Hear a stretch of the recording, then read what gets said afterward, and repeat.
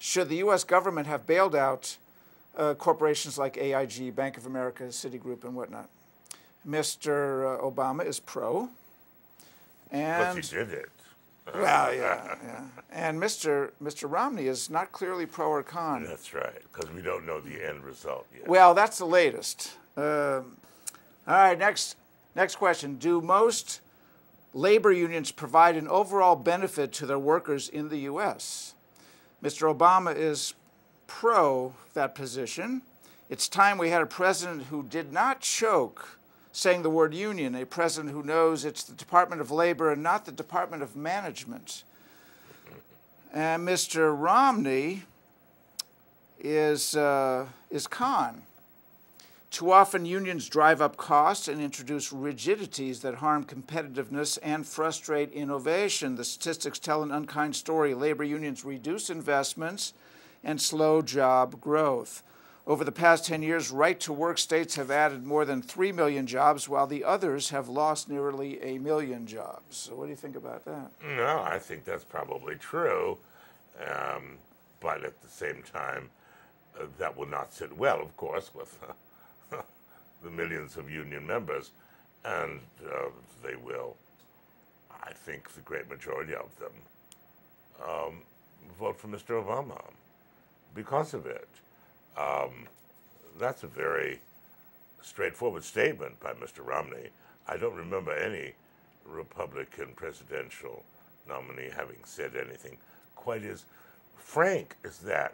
Now, it's indisputable, the facts that he puts forth in that statement, yet to say that publicly may reduce his chances a little bit amongst what we call Reagan Democrats, that is, working class guys who may be union members that would be perhaps inclined to vote for Romney, if not for that. It's especially surprising, given Romney is tended to be, supposedly, a guy who doesn't want to lock himself into a particular position and sort of does both sides. So it's surprising he was, and that's a serious That's cost. a very serious statement. It's a serious cost in votes. Exactly, a serious cost in votes. Well, all right, so Right, let's continue with the economy. Has NAFTA had an overall benefit for the U.S.? Now, Mr. Obama is con. He said, I don't think NAFTA has been good for America. I've seen what happens to a community when a factory closes down and jobs move overseas. NAFTA is the North American Free Trade Agreement. Mr. Romney, his position is the opposite. He's pro-NAFTA. All told, these agreements have enabled people across the world to come together and build a better future. Economists estimate that the agreements have led to the creation of 5.4 million new American jobs and support a total of nearly 18 million jobs. I don't know if that's the case, but... But it's close. It's close. And his figures are really pretty close. Yet at the same time, Mr. Obama is taking a position that is, again, a good vote getter, because he can point to all kinds of situations where, indeed, people have lost jobs because of NAFTA. It is difficult then to point to positions where the economy has gained because of NAFTA. And so it's a very good position for him to take, quite different from that of Bill Clinton, for an example, who's going to campaign for him, who really was for free trade. And I think Mr. Obama is using this as a bit of a political cudgel. Okay. All right, next.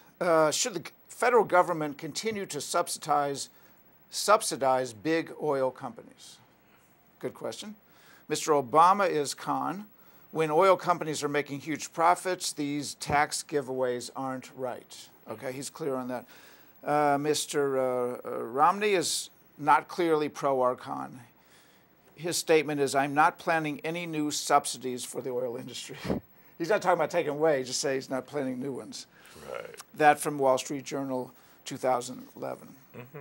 All right, what about, is outsourcing jobs to other countries good for America? Mr. Obama is con. Right now, companies get tax breaks for moving jobs and profits overseas. Meanwhile, companies that choose to stay in America get hit with one of the highest tax rates in the world. It makes no sense, and everybody knows it, so let's change it. He's clear. Mr. Romney is not clearly pro or con. Later on, he becomes pro. I mean, earlier on, he was pro. He said a territorial system, I don't know what that is, must be designed to encourage multinational companies to bring their profits back to the U.S. That's in 2011 at his fact sheet. Mm-hmm. But earlier on, in 2005, Mr. Romney said, I'm not happy exporting jobs, but we must move ahead in technology and patents. I don't like losing any jobs, but we'll see new opportunities created selling products there. We'll have a net increase in economic activity, just as we did with free trade. So, look, that was 6 years ago. It's, he had a different view maybe about things. What political leader is going to really come out and say that outsourcing jobs is good? I mean, it's sort of a cheap shot that Mr. Obama takes. No one is going to say outsourcing jobs is good. What Romney is basically saying is that, yes, some jobs are outsourced. It's a kind of byproduct of this free trade international system, but that other jobs will come because of high-tech advances. So the narrow point of outsourcing jobs, that's not good. Most people would agree. Right, of course. But the free trade, where it's back and forth, overall benefits us. That's exactly what he's saying. Yes. All right. Let's do a few more. We're running short on time now. This on education. Has the No Child Left Behind been effective at improving public education? Mr. Obama, he's not clearly pro or con, although earlier on he was opposed to it. Mm-hmm.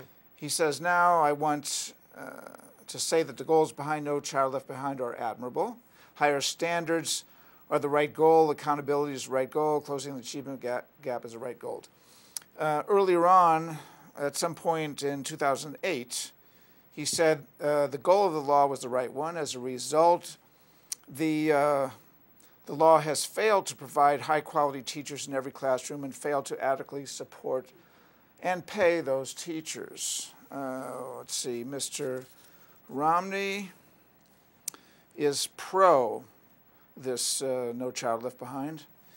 He says this requires states to test student progress and evaluate school performance. It was the only way to ensure that critical information reached the public. Only the federal government had the clout to force testing through the barricade mounted by the National Teachers Union. Exactly. A little cut he threw in there. Well, I mean, that's the case, and one reason that Mr. Obama is opposed to it is because, of course, teachers' unions are opposed to it. Well, let's see. Next is, should K through 12 teachers get tenure? And it looks like both of them have punted. Neither one has said anything pro or con. Yes. All right, let's see. One more. How about one more? The Keystone Pipeline. Should the U.S. authorize the Keystone XL pipeline to import tar sand oil from Canada?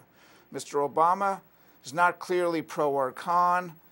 He said the rushed and arbitrary deadline insisted on by congressional Republicans prevented a full assessment of the pipeline's impact. So he denied it. That's, of course, true. All right, fair enough. And people thought that he's being a little too clever about this because it appears that what he's going to do, if he is reelected, is that after he's reelected, he will approve it. But right now, to, if you like, pander to his environmental supporters, he'll say, well, no, we have to do a lot of big All right, so he's saying didn't have enough time. So. Didn't have enough time. All right. But then later he can say, well, okay, we finally decided it's okay. All right, and then Mr. Clever politics, really. Right, Mr. Romney is pro. When someone says, sure. When someone says we want to bring in a pipeline that's going to create tens of thousands of jobs, yes. How in the world could we say no?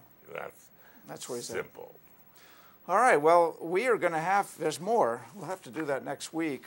But that, I hope, gives all of you out there some clearer idea of the positions of both of these politicians. It looks like at this point, since the Santorum is out of the race as of today, that it's going to be Romney versus Obama in the November election. Thanks for joining us today here at NewsDesk, and thanks to Director Melissa Minkoff, Technical Director Tony Zergibel, Video Editor Katie Merkolewski, on cameras David Epp, the writer for the show, Melissa Gallegos. Join us again next week for another episode of NewsDesk on Channel 95, analog, Channel 995, digital, on the internet at wyou.org, also on YouTube at NewsDesk WYOU. Up next, the news with Amy Goodman. This is Jason Miller, WYOU, broadcasting from Madison, Wisconsin. Bye for now.